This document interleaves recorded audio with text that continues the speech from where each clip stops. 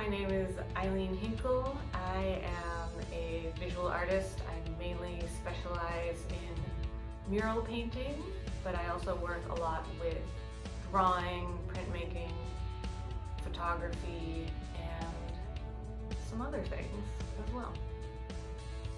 Hi, my name is Citlalmina Rios, and I'm primarily a photographer and a poet, but I also work with painting and printmaking and do experimental processes that combine printmaking and photography together. Cool. So what have you been working on for this residency?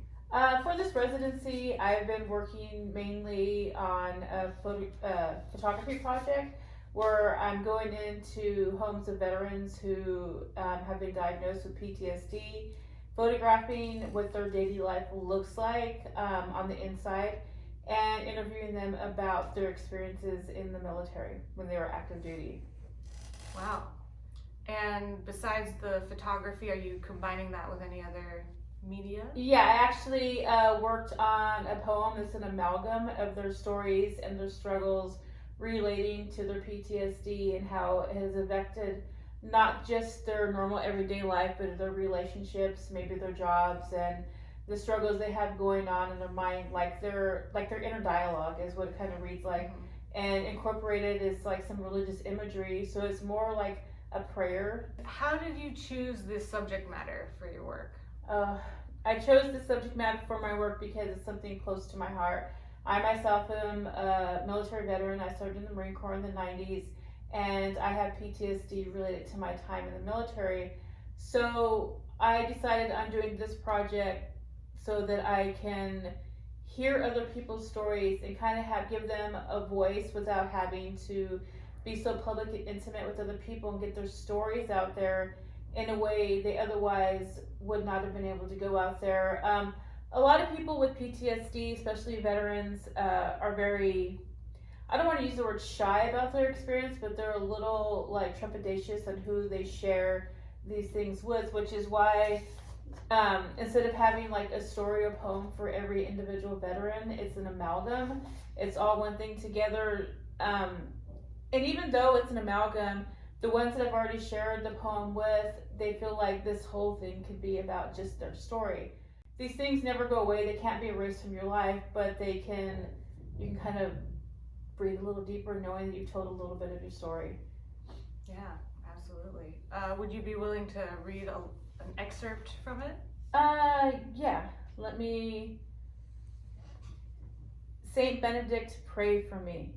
For those demons that haunt me, for the devil on my shoulder, for the devil in my ear, for the devil dancing on my heart. For my heart that is turning black and cold to the love I forget comes my way. Wow. So that's just a little bit of that. I don't want to give too much away before, the opening. What are you working on for this project right now? So I've been working on a series of paintings on canvas mainly, and that's something that I haven't been able to do very much or spend a decent amount of time researching and investigating the way that I would like to. So this has been a really amazing opportunity to like really dive into painting on canvas. I've painted a lot of murals in the past, and there's some similarities between painting murals and painting canvases, but there's also some things that are very different about it.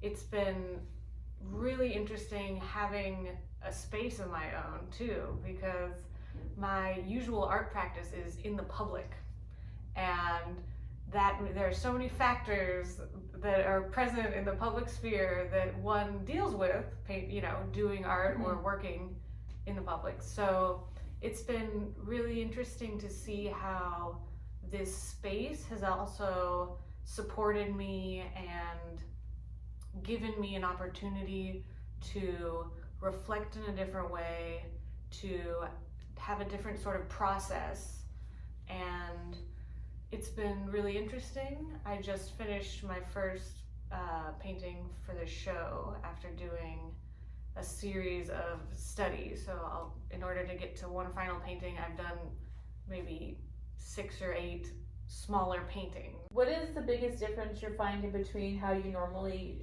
practice your painting through murals and doing it in a smaller scale? Yeah, the biggest difference, I guess, would be how personal it is. It feels much more intimate working in a closed off space with myself. This is also, the subject matter is also very personal to me because it's a photograph of my grandmother and her friends. So I've never really done something that personal on a large scale mural. And what made you choose that particular photo to paint for this project? It's a photo that was taken in the 50s in the backyard of my grandparents' friend's house, and I saw it and it seemed so, picturesque to me, but also so there's like this element of like questioning like everything that surrounded that photo. I don't have a personal relationship with my grandma. She passed away when I was very young. Okay. So it's about trying to understand something and someone in a context which I am related to, but at the same time don't know much about. And that falls into a larger practice I have about painting things related to humans and nature, and how humans relate to nature. How they're interconnected. Exactly. Yeah. Yeah. Okay. And how there have been so many changes happening environmentally and with humans since 70 years ago, that it's trying to understand what's going on now and also what was happening then, and kind of get a better idea of what's going on, really. I understand that. I do. Yeah, it's interesting how through art we actually process and understand things better, I guess. And I also think through art, because all the art that you and I are doing is visual. Outside of the poem, is visual. We get to show people a different perspective and a different world than their own little small world that they live in. Because as individuals, we all live in our own world, even though, we're both artists, right? But our worlds are very different. Right. And so I think that through your painting, you can give a glimpse of a past to somebody that may not otherwise, maybe they don't have family photos that they can look at from their grandparents or great grandparents, and so they just have this idea of what life was like black and white back then, right? Right. And then in your painting, I see that you have color to it, so it brings history more to life, even though it's a personal history for your family, and I think it might show somebody else, a different view from what they're told what life was like back then. Yeah, and I don't think some people might not realize, I know a lot of people do realize that art in any form is history in the making, even if you don't think your art is like of that sort of value, because a lot of times as artists we devalue our work. We shouldn't, but sometimes we do. So it's going to bring history to life in a way. Yeah, absolutely. And connect us more with other people, with history, it's a connecting force in the world. And visual storytelling too. Absolutely. Yeah. Yeah. Where do you think, or where would you like to be with your painting in particular in about the next 5 years? I'd like to keep doing paintings on canvas and exploring these themes, and then eventually use what I have developed on canvas and translate that into my mural technique and style and kind of take it back there. So that's kind of the goal with this. What is the big difference between how you paint murals as opposed to like a painting on canvas? Is it the detail, the subject matter, colors? It's all of those things, yeah. Usually with a mural, you're necessarily thinking about the audience. Who's gonna see this? Who's this for? what is the space surrounding it? Those are fundamental questions that I ask before I design a mural. Whereas on canvas, it's mobile. So the context where it is constantly changing. So it has to exist within itself and not relative to the context. I think that would be the most big difference there. Okay, that makes sense. Yeah. And so, where do you see your art and your art making practice in 5 years from now?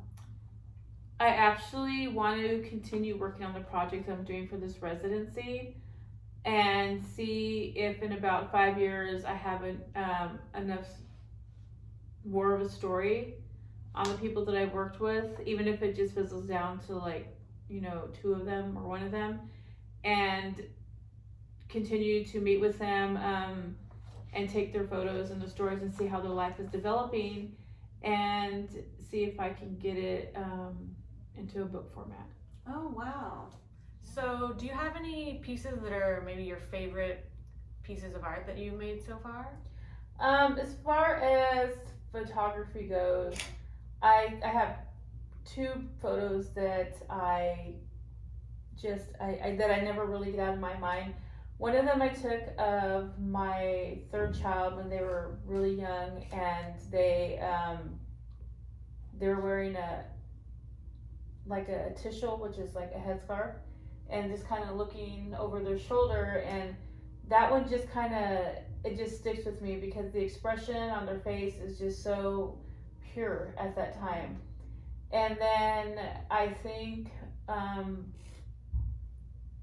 my second favorite photo is one I've taken for this project, and it's of my friend that he let me photograph him, and part of what he's going through. I don't know if it's going to be in this project. I've taken so many photos and I have to narrow it down, but it's a photo of him that I took when we were hiking, and he's just standing there, but he just looks like in that moment that he's really at peace with himself and where he's at in life, which is, really hard for people like us with PTSD, where we don't always have those moments where we feel like that. But when we do, I think it's nice if it can be captured in a way and you can go back to that moment.